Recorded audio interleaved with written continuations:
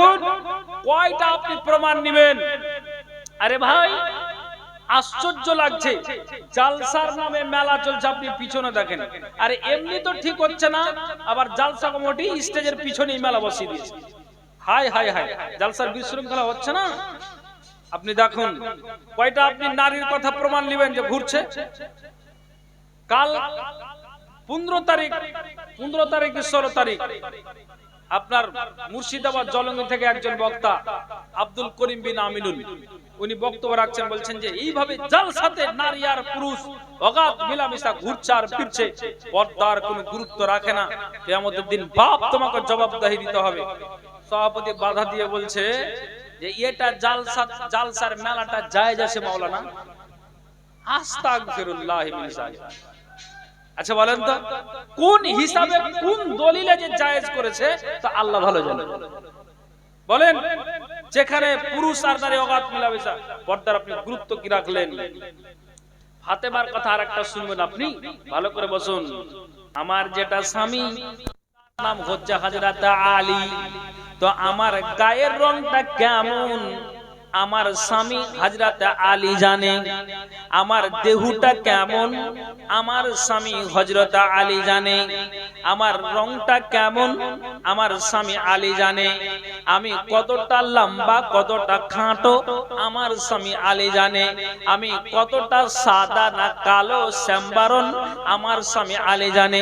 এক কথাই আমার দেহুর ব্যাপারে আমার স্বামী আলী ছাড়া কেউ গবেষণা করতে পারেনি আর পারবে না। বেগানা পুরুষ আমার দিকে নজর দিতে চান্স পায়নি। ও আমার নানি, যখন আমি প্রয়োজনে রাস্তায় চলেছি তা আমি কোরআনের বিধানকে মেনেছি, আমি আমার নজরটাকে নিচু করে চলেছি, আমি সংযত করে চলেছি। বেগানা নারীর দিকে পুরুষের দিকে আমি যেন আমি নজর দেই নাই। কিন্তু শুনে রাখো নানি, আমার এটা চিন্তা চলে এসেছে, যেদিন আমি মরে যাব সেই দিন তো আমার বুক ফুটবে, আমার মুখ ফুটবে না, আমি কথা বলতে পারবো না। তো আমার এটা চিন্তা নানি যে যেদিন আমি মরে যাব তো মানুষ সবাই এই বলদিয়া পুকুরের ভাদু অঞ্চলের আপনার চাঁদমণি গ্রামের হলদিয়া বাড়ি গ্রামের এলাকাবাসী জানতে পারবে কে মারা গিয়েছে, না তো নবীর বেটি ফাতেমা মারা গিয়েছে। আচ্ছা শোনো তো নানি, যেদিন মরে যাব মানুষ জানতে পারবে, দেখতে আসবে, তো আমাকে এই পর্দা করে ঘিরে দিয়ে এই ব্যবস্থাটা কে করে দিবে, তার জন্য আমার চিন্তা এসেছে বলে তোমার মক্কা আর হাবশার কথা বলেন আমার ব্রেনে আসে না, ব্রেনে আমার ধরে না। একবার জোরে বলুন তো সুবহানাল্লাহ। উপস্থিত কোরআন ও হাদিসের কর্ণধার ও মঞ্চে কেদারায় উপবিষ্ট যোগ্যতম সভাপতি মহাশয় এবং দূর দূরান্ত থেকে আগত তথাপি এলাকার সুপ্রিয় শ্রোতা মণ্ডলী, সর্বাগ্রে মহান স্রষ্টার কৃতজ্ঞতা জ্ঞাপন করি, যেই আল্লাহ আমাদেরকে এই দ্বীনি সভায় আসার আল্লাহ তাআলা তৌফিক দিয়েছেন।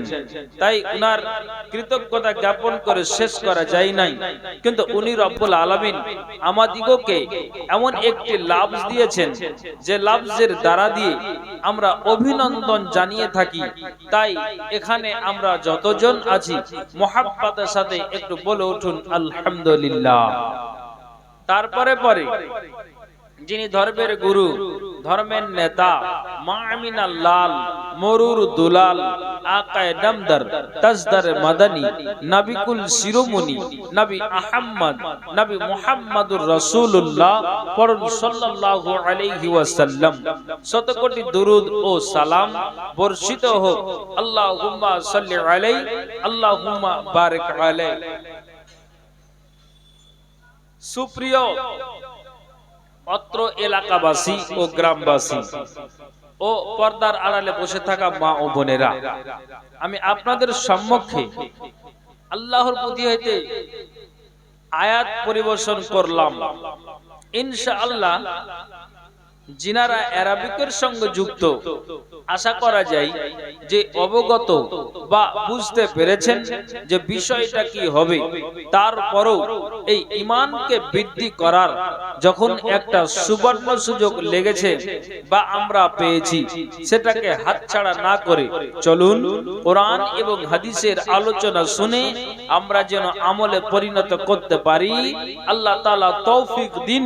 একবার সকলে পড়ি আল্লাহুম্মা আমিন। সুপ্রিয় শিক্ষিত সুধী মণ্ডলী, আমি যেটা বলতে যাচ্ছি আপনাদের সম্মুখে, শুধু আপনাদের একটু ধৈর্য লাগবে। যে কটা মানুষ বসে আছেন আলহামদুলিল্লাহ, আমি আপনাদের ভাগ্য মনে করব যেই নারীরা বসে আছেন, আমি সেই নারীদের উদ্দেশ্য বলবো যে আলহামদুলিল্লাহ আপনারা এসেছেন, বসেছেন। তবে একটু আরো আপনাদের বিনয়ের সহিত জানাই যে আপনারা একটু নীরবে বসে থাকুন। যেইভাবে আওয়াজ করছেন তাহলে আপনি বক্তৃতা কি শুনবেন? আপনারা যদি এইভাবে মুখ দিয়ে আওয়াজ করেন আর এইদিকে বক্তারা বক্তৃতা রাখবে, কে কার কথা শুনবে? কাজেই আমি মা বোনদেরকে বিশেষ করে এটা অনুরোধ জানাই যে আপনারা নীরবে বসে থাকুন, যাতে করে আপনাদেরকে আমি বুঝাতে পারি এবং আপনারাও যেন সহজভাবে বুঝতে পারেন। চলুন, কথা হলো এটাই যে আমি যে আয়াত পড়েছি এটা আলেম সমাজ জানি, তো বিশেষ করে আমি মা বোনদেরকে উল্লেখ করে এই কথাটা বলতে যাচ্ছি। আল্লাহ তাআলা কোরআনের ভিতরে তিনি এই সূরা নূরের ভিতরে এই আয়াতটা আল্লাহ তাআলা উল্লেখ করতে চাইছেন। আল্লাহ বলছেন, হে নবী মুহাম্মদ পড়ুন সাল্লাল্লাহু আলাইহি সাল্লাম, মুমিনা নারীদেরকে বলো। মুমিনা নারী আল্লাহ নির্দিষ্টভাবে, আল্লাহ মুমিন পুরুষকে বলেছেন, নির্দিষ্টভাবে আল্লাহ মুমিনা নারীদেরকে বলেছেন। আর যারা আমভাবে যদি আল্লাহ কোরআনে ডেকেছেন, তা আল্লাহ তাআলা আয়াতে এটা শব্দ ব্যবহার করেছেন, ইয়া আইয়ুহান নাস, হে লোক সকল তোমরা শুনো। তো আমি যেটা আপনাদেরকে বলতে চাইছি, আল্লাহ তাআলা কোরআনের ভিতরে সূরা নূরের ভিতরে আল্লাহ জানিয়েছেন যে হে নবী মুহাম্মদ পড়ুন সাল্লাল্লাহু আলাইহি সাল্লাম, মুমিনা নারীদেরকে বলো যখন তারা রাস্তায় চলবে তো তারা যেন তাদের দৃষ্টিকে সংযত রাখে, তারা যেন তাদের নজরকে নিচু করে চলে, তারা তাদের চক্ষুকে যেন উঁচু করে না চলে। তার মানে যেন ডান দিকে বাম দিকে না তাকিয়ে কোনো বেগানা পুরুষের দিকে যেন তাদের নজর না যায়। এটা আল্লাহ তাআলা কোরআনে বললেন। যখন তুমি প্রয়োজনে বাড়ি থেকে বের যদি হতেই হয়, তাহলে আল্লাহ তাআলা বললেন, বা রাস্তায় চলছো, আল্লাহ তাআলা বলছেন শোনো, তুমি তোমার নজরটাকে নিচু করে রাখবে। এটাই হলো শরীয়ত। এটা নারীদেরকে বলছেন আল্লাহ। সূরা নূরের ভিতরে তার আগের 30 নম্বর আয়াতে আল্লাহ এটা উল্লেখ করেছেন, পুরুষের ব্যাপারে আল্লাহ তাআলা বলেছেন। তবে আমি পুরুষদেরকে বলছি না, বিশেষ করে নারীদেরকে বলছি। তারপরে আল্লাহ তাআলা কি বললেন যে শোনো, ওয়ায়াহফাজনা ফুরুজাকুন্না, নিজের নিজের আব্রুকে তোমরা কি করবে? হেফাজত করবে। তোমরা তোমাদের আব্রু, তোমাদের লজ্জা স্থানকে অতি যত্ন করে রাখবে। খবরদার একটা বেগানা পুরুষের সামনে ওপেন হয়ে আব্রুকে বিক্রি করে দিও না, বিল্লি করে দিও না। জি, যেমন পর্দা করাটা ফরজ, এটা নফল নয়। পর্দা করাটাও ফরজ। তাহলে আল্লাহ তাআলা কোরআনের ভিতরে নারীদেরকে এই কথাটা জানিয়ে দিচ্ছেন, যারা তোমরা ঈমান, যারা তোমরা আল্লাহওয়ালি, যারা নারী, তাদেরকে নির্দিষ্ট করে এই কথাটা বলে দেওয়া হচ্ছে। হায় আফসোস, আমি আপনাকে বলি ভাইজান আমার, পর্দার কতটা গুরুত্ব তা আমি একটা আপনাকে ইতিহাস বলে শোনাই। যেমন আল্লাহ তাআলা কোরআনে বললেন নজরকে নিচু করে চলো আর তুমি তোমাদের আব্রুকে হেফাজত করো। যেমন সর্বপ্রথম মুসলমানদের মদিনায় হিজরত হয়নি, হয়েছিল কোথায়? মক্কা থেকে দুষ্ট দুরাচারের অত্যাচারে পাড়ি দিয়েছিল হাবশায়। সেখানে ছিল বাদশা নাজাসি। বাদশা নাজাসির কাছে মুসলিম কয়েকজন নারী আর পুরুষ আশ্রয় নিয়েছিল যে ওই জায়গাতে। তখনও বাদশা নাজাসি মুশরিক, তারপরও তার আদর্শ ছিল, তারপরও তিনি এই মুসলিমদেরকে আশ্রয় দিয়েছিলেন। একদিন আল্লাহ রাসূলের শাশুড়ি, সেটা আবু বকরের স্ত্রী আর নবীজির বেটি, এক কথায় নানি আর নাতনিতে দুইজন আলোচনা করছেন।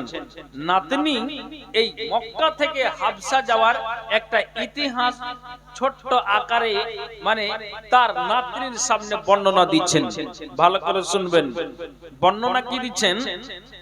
যে রাস্তায় যাচ্ছেন তো তার নানি অর্থাৎ আবু বকরের স্ত্রী নবীজির শাশুড়ি নাতনির সামনে অর্থাৎ আল্লাহ পাকের রাসূলের মেয়ের সামনে এই কথাটা বলছেন। কি বলছেন? নাতনি শোনো, যেদিন দুষ্ট দুরাচারেরা এই কাফেরেরা কোরআনের বিরোধিতা যখন জোর তাল দিতে লাগলো, যখন তারা এই কোরআনটাকে মুছে দিবে বলে মক্কায় থাকতে দেওয়া হবে না, তখন আমার স্বামী আবু বকর ছোট্ট একটি পুটলাতে সামানগুলোকে বেঁধে নিয়ে, যেমন নানারা, যেমন মায়েরা, যেমন বাবারা নিজের মেয়ের বাড়ি যেতে গেলে সুন্দর করে ওই নাতনির জন্য, মেয়ের জন্য, জামাইয়ের জন্য অনেক খাবারগুলোকে নেয়, পোশাক আশাককে নেয়। এটা কিসের জন্য? যে আমি দীর্ঘদিন পরে আমার নাতনির বাড়ি যাচ্ছি, পতিনের বাড়ি যাচ্ছি, তার জন্য কিছু খাবার নিয়ে গেলাম, তার জন্য আমি কিছু পোশাক আশাককে নিয়ে গেলাম। এটা কিসের জন্য? যে আমি দীর্ঘদিন পর সাক্ষাৎ করব, তো আমি খালি হাতে কি করে যাব, তার জন্য কিছু সামানটাকে বেঁধে নিলাম। তেমনি হযরতে আবু বকর যেন ওই আপনার সুন্দর করে একটা আপনার যেন ওই পুটলাতে সামানগুলোকে বেঁধে নিয়েছে, আর মাথায় করে হযরতে আবু বকর সিদ্দিক দুষ্ট দুরাচার অত্যাচারে তিনি যেন বেরিয়ে গেলেন। মাঝ পথে একটা কাফের, তার নাম হচ্ছে ইবনু দোগানা, তার সামনে মুলাকাত হলো, তার সাথে সাক্ষাৎ হলো। তাকে বলা হলো, শোনো শোনো আবু বকর, তোমার মতো একটা বিদ্বান মানুষ, তোমার মতো একটা যেন সোজা মানুষ, তোমার মতো একটা ইমানদার মানুষ, তোমাকে কে হাঁকালো মক্কাতে? তোমাকে কে তাড়িয়ে দিল? তোমার মতো যদি হাজারটা মানুষ বসবাস করে, তোমার মতো যদি হাজারটা মানুষ মক্কাতে যদি থাকে, তাহলে এটা জেনে নিও আবু বকর, তাহলে মক্কাতে তোমার মতো হাজার মানুষ থাকতে গেলেও কোনোদিন অসুবিধা হবে না, 5 মিনিটের জন্য অসুবিধা হবে না। আচ্ছা বলো তো, এই আপনার সামানটাকে বেঁধে নিয়ে তুমি কোথায় চলে যাচ্ছ? আমি যদি তোমাকে ফিরিয়ে দেই, তাহলে বলো তো তুমি মক্কায় যাবে কিনা? আল্লাহু আকবার। শুনবে কিনা? ভাইজান আমি আপনাকে বলছি, এইরকম ঘটনাটা আবু বকরের বিবি নিজের নাতনির সামনে আলোচনা করছেন যে আমাদেরকে এই দুষ্ট দুরাচারের অত্যাচারের কারণে আমাদের হাবশা পাড়ি দিতে হয়েছে। ভালো করে শুনবেন তো। ফাতেমা, মা বোন কান খুলে শুনেন, ফাতেমা কিন্তু নীরবে বসে আছেন, কোনো কথা বলছেন না। কিছুক্ষণ পরে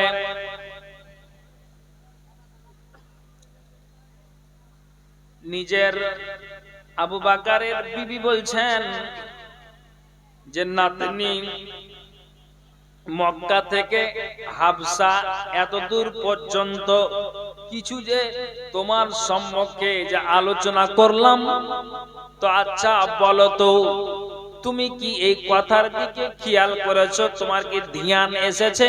তুমি কি ধ্যান দিয়ে মন দিয়ে কথাগুলিকে শুনেছো? ফাতেমা বলছেন, নানি তোমার কথা আমি কি শুনবো, তোমার কথা আমি কি জানবো?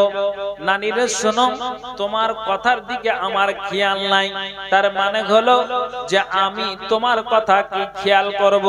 নানি, আমাদের পূর্বে যারা এসেছিলেন তারাও কবরে চলে গিয়েছে, আমাদের আগে যারা এসেছিলেন তারা কবরে চলে গিয়েছেন, আমাদেরকেও কবরে যেতে হবে, আমাদের পরে যারা আসবে তাদেরকেও কবরে যেতে হবে নানি। তো আমি তোমার কথা কি শুনবো? আমি যেন মরণটাকে নিয়ে ভাবনা চিন্তায় পড়ে গিয়েছি। কি মরণটাকে নিয়ে? মা বোন কান খুলে শুনবেন, আল্লাহ তাআলা কোরআনের ভিতরে জানালেন, অকুল্লিল মুমিনাতি ইয়াকুদুনা মিন আবসারিহিন্না ওয়া ইয়াহফাজনা ফুরুজাহুন্না ওয়ালা ইবদিনা জিনাতাহুন্না ইল্লা মা যাহারা মিনহা ওয়াল ইয়াজরিবনা বিখুমুরিহিন্না আলা জুয়ুবিহিন্না ওয়ালা ইবদিনা জিনাতাহুন্না। ভালো করে শুনবেন। কি শুনবো তোমার কথা? কইছি কেন?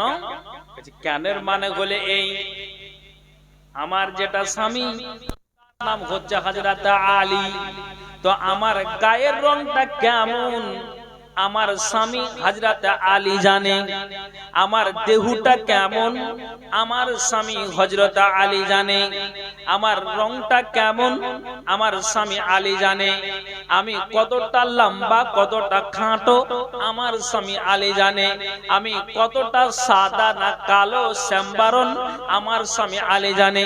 এক কথাই আমার দেহুর ব্যাপারে আমার স্বামী আলী ছাড়া কেউ গবেষণা করতে পারেনি আর পারবে না। বেগানা পুরুষ আমার দিকে নজর দিতে চান্স পায়নি। ও আমার নানি, যখন আমি প্রয়োজনে রাস্তায় চলেছি তা আমি কোরআনের বিধানকে মেনেছি, আমি আমার নজরটাকে নিচু করে চলেছি, আমি সংযত করে চলেছি। বেগানা নারীর দিকে আমি পুরুষের দিকে আমি যেন আমি নজর দেই নাই। কিন্তু শুনে রাখো নানি, আমার এটা চিন্তা চলে এসেছে, যেদিন আমি মরে যাব সেই দিন তো আমার বুক ফুটবে, আমার মুখ ফুটবে না, আমি কথা বলতে পারবো না। তো আমার এটা চিন্তা নানি, যে যেদিন আমি মরে যাব তো মানুষ সবাই এই বলদিয়া পুকুরের ভাদু অঞ্চলের আপনার চাঁদমণি গ্রামের হলদিয়া বাড়ি গ্রামের এই এলাকাবাসী জানতে পারবে কে মারা গিয়েছে, না তো নবীর বেটি ফাতেমা মারা গিয়েছে। আচ্ছা শোনো তো নানি, যেদিন মরে যাব মানুষ জানতে পারবে, দেখতে আসবে, তো আমাকে এই পর্দা করে ঘিরে দিয়ে এই ব্যবস্থাটা কে করে দিবে? তার জন্য আমার চিন্তা এসেছে বলে তোমার মক্কা আর হাবশার কথা বলেন আমার ব্রেনে আসে না, ব্রেনে আমার ধরে না। একবার জোরে বলুন তো সুবহানাল্লাহ, আল্লাহু আকবার। মরে যাবে, মরে যাওয়ার পরে তার পর্দা বলে চিন্তা আর ভাবনা যে আমাকে সুন্দর করে কে এইভাবে জুত করে ঘেরাও করে দিয়ে আর আমার পক্ষে হয়ে কথা বলবে যে না, ফাতেমাকে কোন মতেই দেখতে দেওয়া যাবে না, যেহেতু ফাতেমা এটা নিষেধ করে দিয়েছে। আল্লাহু আকবার। নিজের নানি ফাতেমা বলছেন না, আবু বকরের বিবি বলছেন, শোনো নাতনি, হাবশার মাটিতে যখন কোন মহিলা মারা যেত তখন ওই নারীদেরকে সুন্দর করে 3টা 4টা করে আপনার জন্য লাঠিকে গেড়ে দেওয়া হতো, পুঁতে দেওয়া হতো, আর চতুর্দিকে আপনার লাঠির দ্বারা দিয়ে আশ্রয় নিয়ে কাপড়কে ঘিরে দেওয়া হতো। যেমন আপনার এই কাপড়টাকে ঘেরাও করা হয়েছে, সুন্দর করে বাঁশকে পুঁতানো আছে, গাছের সাহারা নিতে হয়েছে, ডালের সাহারা নিতে হয়েছে, তেমনি যেন আপনার নিজের নানি বলছেন যে শোনো, তোমাকে জানিয়ে দিচ্ছি, হাবশার মাটিতে নারীরা মরে যেতে গেলে তাদের সুন্দর করে চাদর দিয়ে ঘেরাও করে দেওয়া হতো, তারপর গোসল দেওয়া হতো, তাদের আপনার সুন্দর করে যেমন এই জালসার পালটাকে আপনার তুলে দেওয়া হয়েছে, তেমনি যেন ওই আপনার জন্য নারীদের উপরে পালকে তুলে দেওয়া হতো আর তাদেরকে সুন্দর করে গোসল দেওয়া হতো। তা আমি যদি বেঁচে থাকি, তুমি যদি তো আমার আগে মরে যাও, তাহলে আমি এই দায়িত্বটা নিলাম নাতনি, তোমাকে আর টেনশন করতে হবে না। একবার বলুন তো সুবহানাল্লাহ। একটা কথা বলি, ভালো করে শুনবেন। কি কথা? নবীজি যেদিন মরেন তো তার আগে ফাতেমাকে 2টো কথা বলেছিলেন। কি কথা? বেটি তুমি শোনো, একবার যখন আল্লাহ পাকের রাসূল নিজের বেটিকে বললেন তো কাঁদলেন, আবার বললেন তো হাসলেন। এই কাঁদা আর হাসার কারণটা কি? আল্লাহ পাকের রাসূল বললেন যে বেটি তুমি শোনো, তোমাকে জানিয়ে দেওয়া হচ্ছে, তুমি কান খুলে শোনো। আমি যখন মরে যাব, আমার মরে যাওয়ার পরে বেটি শোনো, দুনিয়ার কেউ মরবে না। তার মানে হলো যে আমার পরিবারের মধ্য থেকে আর কেউ মরবে না। বেটি আমি মরে যাওয়ার পরে তুমি কবরে যাবে, সর্বপ্রথম বাপের সঙ্গে তোমার সাক্ষাৎ হবে। এই বলে আমি হাসছিলাম, আমি যেন বাবার কথাটা শুনে আমি একটু দুশ্চিন্তা করছিলাম। বললেন বেটি তুমি শোনো, বেটি তোমাকে জানিয়ে দেওয়া হচ্ছে। আল্লাহ পাকের রাসূল যখন এই কথাটা বললেন যে আমি মরে যাওয়ার পরে বেটি তুমি তারপরে মরবে, আর কেউ মরবে না, কবরে তোমার সঙ্গে আমার সাক্ষাৎ হবে। সুবহানাল্লাহ। হযরতে আল্লাহ একজন ফাতেমা বলছেন আল্লাহ, মা তো কোন দিন চলে গিয়েছে, আব্বাও কবরে চলে যাবে, দুনিয়া অন্ধকার হয়ে যাবে, দুনিয়াটা আপনার মাথার ছাতা থাকবে না, আপনার যেন দুনিয়াটা অন্ধকার হয়ে যাবে। পৃথিবীতে একটা এতিম বাচ্চাকে আপনি জিজ্ঞেস করুন যে তার মা নাই, দুনিয়াটা কেমন আছে, তার বাবা নাই, দুনিয়াটা কেমন আছে, আপনি একটু জিজ্ঞেস করেন তো, সেই নিজেই বলতে পারবে দুনিয়া অন্ধকার হয়ে আছে। সুবহানাল্লাহ। তেমনি যেন ফাতেমা বললেন আমার আব্বা আমাকে এই কথা বললেন, তারপরে বললেন বেটি তুমি শোনো, যতগুলিন আদম থেকে নিয়ে হযরতে আপনার নবী মুহাম্মদ সাল্লাল্লাহু আলাইহি সাল্লাম পর্যন্ত যতগুলিন আল্লাহর জান্নাতে যাবে, ওই মহিলারা আল্লাহর জান্নাতে যাবে। আদম থেকে নিয়ে আমি নবী মুহাম্মদ সাল্লাল্লাহু আলাইহি সাল্লাম পর্যন্ত যতগুলিন মহিলারা কিয়ামতের দিন আল্লাহর জান্নাতে যাবে, ওই সমস্ত মহিলাদের বেটি তোমাকে আল্লাহ তাআলা নেত্রী বানিয়ে দিবেন, মালিক বানিয়ে দিবেন, তুমি হলে সরদারনি। বেটি তুমি শোনো, এটা তোমাকে দায়িত্ব দেওয়া হবে। এত বড় দায়িত্ব পাওয়া এই নারী আল্লাহ রাসূলের মেয়ে, তারপরও তিনি কাঁদছেন যে আল্লাহ আমি মরে যাওয়ার পরে আমি আমার পর্দাটাকে ঠিক রাখতে পারবো কিনা, এই বলে তার জন্য মাথায় চিন্তা আছে। আল্লাহু আকবার। আপনি দেখুন কয়টা আপনি প্রমাণ নেবেন। আরে ভাই আশ্চর্য লাগছে, জালসার নামে মেলা চলছে, আপনি পিছনে দেখেন। আরে এমনি তো ঠিক হচ্ছে না, আবার জালসা কমিটি স্টেজের পিছনেই মেলা বসিয়ে দিয়েছে। হাই হাই হাই, জালসার বিশৃঙ্খলা হচ্ছে না? আপনি দেখুন কয়টা আপনি নারীর কথা প্রমাণ নেবেন যে ঘুরছে। কাল 15 তারিখ 16 তারিখ আপনার মুর্শিদাবাদ জলঙ্গি থেকে একজন বক্তা আব্দুল করিম বিন আমিনুল, উনি বক্তব্য রাখছেন, বলছেন যে এইভাবে জালসাতে নারী আর পুরুষ অগাধ মিলামিশা ঘুরছে আর ফিরছে, পর্দার কোনো গুরুত্ব রাখে না, কিয়ামতের দিন বাপ তোমাকে জবাবদিহি দিতে হবে। সভাপতি বাধা দিয়ে বলছে যে এটা জালসার মেলাটা জায়েজ আছে মাওলানা? আস্তাগফিরুল্লাহ মিন যালিক। আচ্ছা বলেন তো কোন হিসাবে কোন দলিলে যে জায়েজ করেছে তা আল্লাহ ভালো জানে। বলেন যেখানে পুরুষ আর নারী অগাধ মিলামেশা, পর্দার আপনি গুরুত্ব কি রাখলেন? ফাতেমার কথা আরেকটা শুনবেন, আপনি ভালো করে বসুন। ফাতেমা নিজের স্বামী আলীকে বলেছেন, স্বামী জান আমি মরে যাব এটা ঠিক আছে, কিন্তু তোমাকে একটা দায়িত্ব দিয়ে যাচ্ছি যে আমি মরে যেতে গেলে আমাকে রাত্রে দাফন করিও, রাত্রে কাফন পরায়ও, দিনের বেলায় নয়। তাহলে আমি আপনাকে বলি জান্নাতি নারী, তারপরও এই নারীটার মুখ দিয়ে যদি এই কথাটা বের হয়, তাহলে আমার আপনার বোন, আপনার বোন আমার বোন, আপনার বেটি আমার বেটি, আপনার মা আমার মা, যারা রাস্তায় এইভাবে চলে শরীয়তটাকে কোথায় রাখলো? আল্লাহ তাআলা কোরআনের ভিতরে জানালেন ওয়াকুল্লিল মুমিনাতি ইয়াকুযুজনা মিন আবসারিহিন্না ওয়া ইয়াহফাজনা ফুরুজাহুন্না। আল্লাহ বলছেন হে মুমিনা নবী মুহাম্মদ সাল্লাল্লাহু আলাইহি সাল্লাম, মুমিনা নারীদেরকে জানিয়ে দাও, বলে দাও, তারা যখন রাস্তায় চলবে তো তখন তাদের নজরটাকে নিচু করে চলবে, তারা তাদের আব্রুর তারা হেফাজত করবে। তাহলে আপনি বলেন তো যেই নারী আর পুরুষ মেলায় ঘুরে, বাজারে ঘুরে, রাস্তাতে ঘুরে বেড়ায়, তাহলে শরীয়তের মূল্যটা আপনি কি রাখলেন? ওই নারীটা শরীয়তের মূল্যটা কি রাখলো? আপনি বলুন। ভাইজান নিজের দৃষ্টিকে সংযত রাখা কতটা আমি আপনাকে বলছি। কি কথা ভালো করে শুনবেন। যেই দিন ঠিক আল্লাহ রাব্বুল আলামিনের নবী তিনি মরতে বসেছেন, মরণমুখী আয়েশা পাশে আছেন, আর এরই মধ্যে ঠিক নবীজি যে জানখানা কবুজ হবে, তা আল্লাহ পাকের রাসূলকে আয়েশার কামরাতেই সমাহিত করা আছে, সেখানেই দাফন করা হয়েছিল নবীজিকে আয়েশার কামরাতে। আমি আপনাকে যেটা বুঝাতে চাইছি, দেখেন যখন আল্লাহ পাকের রাসূলের মানে আল্লাহ পাকের রাসূল মারা গেলেন, তো ঠিক আয়েশা তিনি বলছেন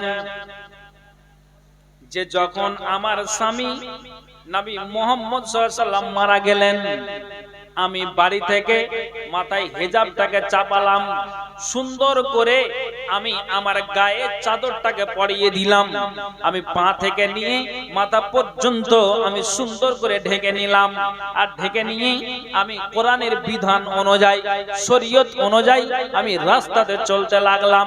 আয়েশা বলছেন না আমি ডান দিকে তাকাই না আমি বাম দিকে তাকাই, আয়েশা নিজে বলছেন আমি চলতে আরম্ভ করে দিলাম। যেতে যেতে যেতে যেতে আমি আমার স্বামীর কবরের কাছে গেলাম। কোন স্বামী? না তো আখেরি নবী। আমি সেই কবরের কাছে আসলাম নবী মরে যাওয়ার পর। তা আমি বাড়ি থেকে বের হয়েছি, আমি সুন্দর করে হিজাবটাকে চাপিয়ে দিয়েছি, রাস্তায় চলেছি, নিজের নজরটাকে আমি নিচু করে চলেছি। কান খুলে শুনবেন। কিন্তু আয়েশা বলছেন যে যখন আমি কবরের কাছে গেলাম, তখন আমি সুন্দর করে আমি মাথার কাপড়টাকে আমি খুলে দিলাম। এই জন্য খুললাম। আয়েশা বলছেন এখানে আমার স্বামীর সাথে কোনো আপনার বিবির পর্দা লাগে না। একটা মা যদি নিজের ছেলের সামনে মাথার কাপড়টাকে খুলে বসে থাকে, তাহলে মায়ের কোনোদিন গুনাহ হতে পারে না। নিজের মাসিটা নিজের বহিন বাটার সামনে যদি মাথার কাপড়টাকে খুলে বসে থাকে, ওই মাসির গুনাহ হবে না। নিজের ভাতিজার সামনে নিজের পিসিটা যদি মাথার কাপড়টা খুলে থাকে, পিসির গুনাহ হতে পারে না। নিজের বোনটা যদি মনে করে এই প্রকার তাপে আমি ওই ডাইনিং এর পাংখাটাকে চালু করে একটু মাথার চুলটাকে শুকিয়ে নি, যদি ডাইনিং এ বসে থাকে, তাহলে কিন্তু আপনার জন্য বোনের গুনাহ হবে না।